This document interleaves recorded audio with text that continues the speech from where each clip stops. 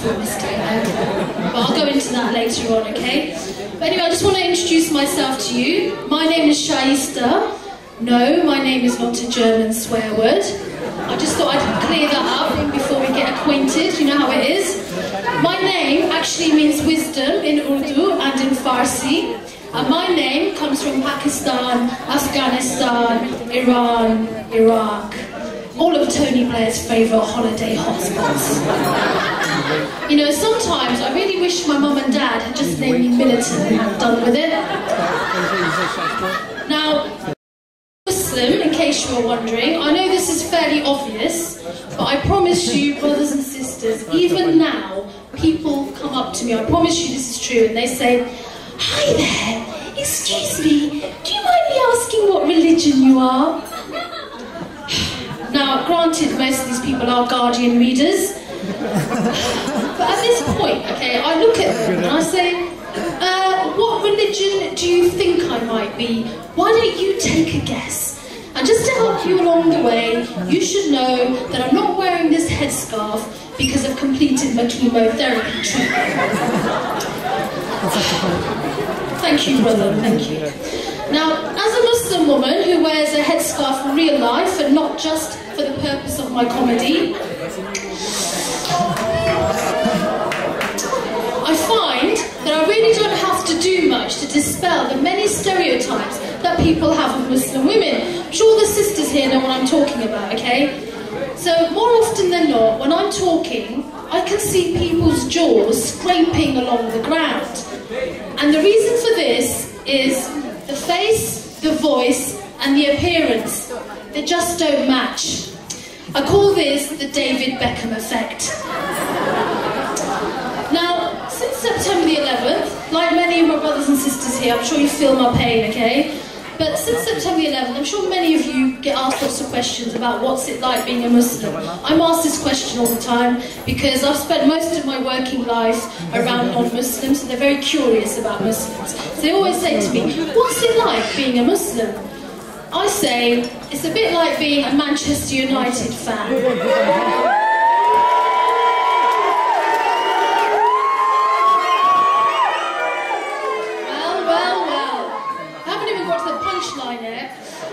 It's a bit like being a Manchester United fan in Liverpool.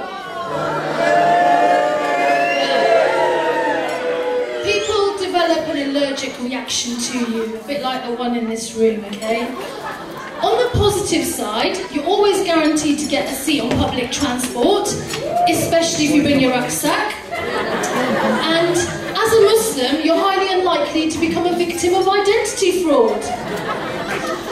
Now, I got married a couple of years ago to a very wonderful Iraqi man. We met in Watford, logically, and we got married in a backpackers hostel in Jordan. This is absolutely true. We had our nikah in a backpackers hostel in Jordan, surrounded by Palestinians, Iraqis, Jordanians, Tunisians, big up the Tunisian brothers and sisters, Moroccans, you name it. It was like the United Nations that got together. So yes, we got married in a backpackers hostel in Jordan. Now, a British Pakistani marrying an Iraqi. It's a kind of match made in Guantanamo.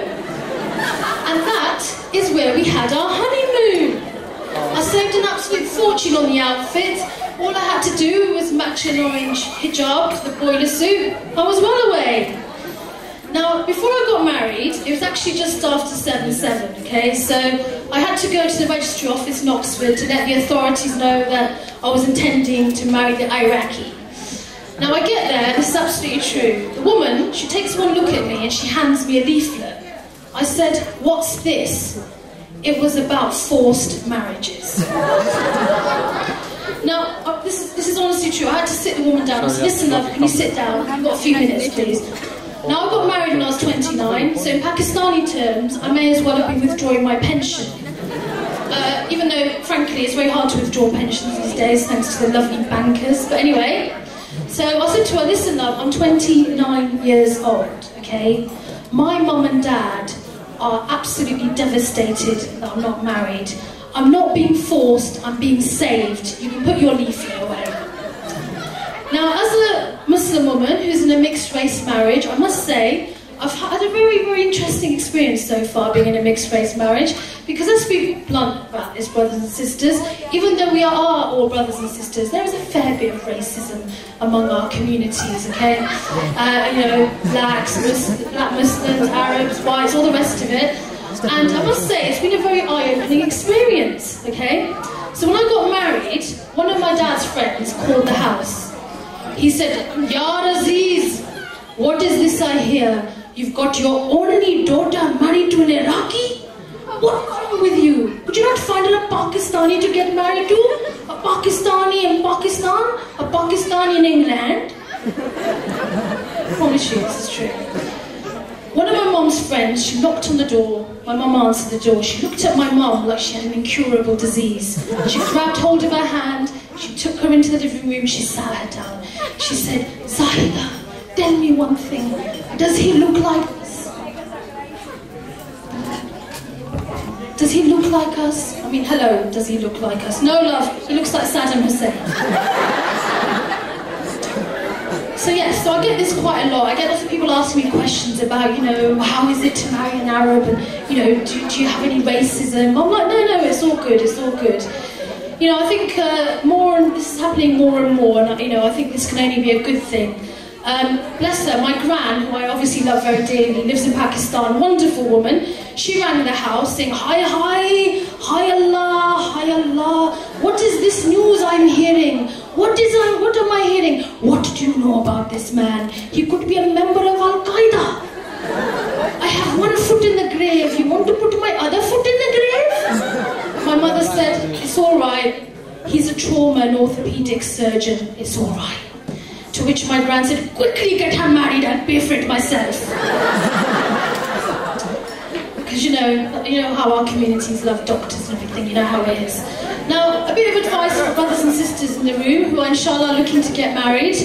I just want to say to you, I've got a top tip for you, okay? For those single brothers and sisters who are looking to get married, I thoroughly recommend you hook up, you get married to an immigrant, okay? It just has to be done. It really has enhanced my life, and I strongly recommend that you all go and get married to an immigrant. And let me tell you why. The comedy factor is absolutely flipping brilliant. That's why, okay? Now, before my husband sat his citizenship test to become a British citizen, we spent hours and hours watching television to acquaint him to life here in the UK.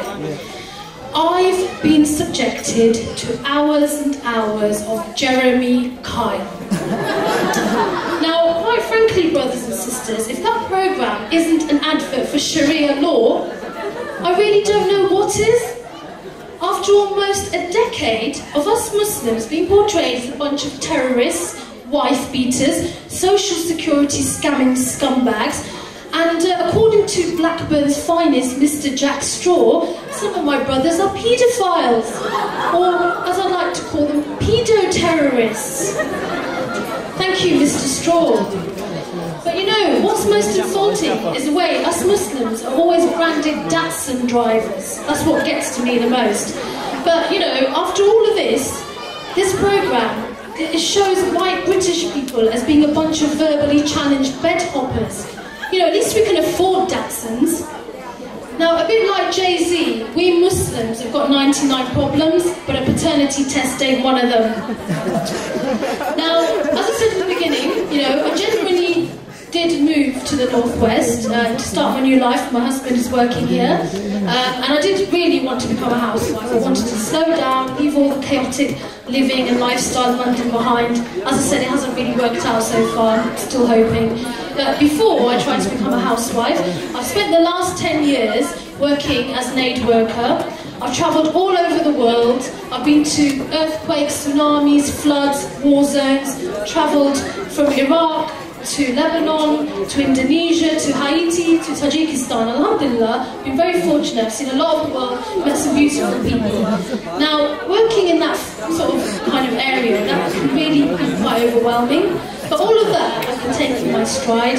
The thing that used to really make me feel anxious and nervous was the thought of going to the airport. Because as we all know, airports are designed to make people who look like us feel like America's most wanted. Yes, the random security searches, the CCTV cameras, you know what I'm talking about. So, in order to help me calm down and get through this ordeal every time I'd have to go to the airport, I actually developed a mantra, and it was, act white and get on the flight. And I tell you what, it always worked, apart from when I had to fly to Israel, which is a whole new story, and I won't go into it right now. Now, this event tonight is about social cohesion, it's about community well-being, it's about promoting the positiveness of our faith. And as we all know, I don't need to tell you about it, but you know, we know that there's very, very bad things going on at the moment. There's a lot of intolerance, a lot of Islamophobia, a lot of individuals who are trying to stoke up hatred and cause problems in our community. We know that, right? So, as we know, we had an election last year, and I was definitely determined to vote. But for the first time in my life, I wasn't really sure who to vote for.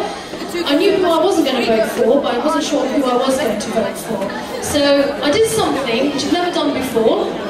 I decided to go and attend a BNP meeting. The BNP meeting was in Burnley up the road. Now, my reason for attending was quite straightforward. You know, I've heard about the BNP here, obviously we all have, but I wanted to know a bit more about what their policies, you know, what their policies were really about. And I'm sure most of you here know, but the BNP actually now let ethnics like us join them. They were forced to open up their membership to ethnics like us, so I thought, well, it'd be a bit rude really not to show up. So anyway, I decided to show up to the BNP meeting in Burnley. I'm not going to lie to you, brothers and sisters, I decided to have a bit of fun. Who wouldn't? I showed up wearing a burqa, head to toe in black, slapped on a face veil, a niqab for added value, and just to make things even more exciting, I slapped a wall clock on my torso. So I get to this meeting in Burnley, okay, I walk in, the entire room's packed out, mostly young people, young men, and a few older, white, working class looking men. So, you know, I'm not someone who messes around. I thought, forget this, I'm going to go straight to the front. Walked in, got to the front, sat down. All you could hear was tick, tick, tick, tick, tick, tick, tick, tick. I promise you, in true British fashion, no one said a word. Okay? The chairman starts the meeting, they start talking about what they're talking about. I'm sitting there, and all you can hear is tick, tick, tick, tick, tick, tick. I'm thinking, I could be here all night. Anyway, a few minutes into this, I'm thinking, right, let me get my notepad out. So I reached into my rucksack, I pulled out my notepad, because as I said, I was there to make detailed notes on BNP policy. Now, the entire room legs it to the door faster than Ashley Cole can send a text message, right? I'm sitting there, and all you can hear is tick, tick, tick, tick, tick, tick, tick. I thought, no problem, stay here all night. Eventually, one brave, lone soldier, this old bloke, he walks over to me, tiptoes over to me, keeps a safe distance, he was keeping it halal, and he says, excuse me, love. So I turn over to look at him, he says, I think you're in the wrong place, love. The Weight Watchers meeting is 2 streets up the road on the right.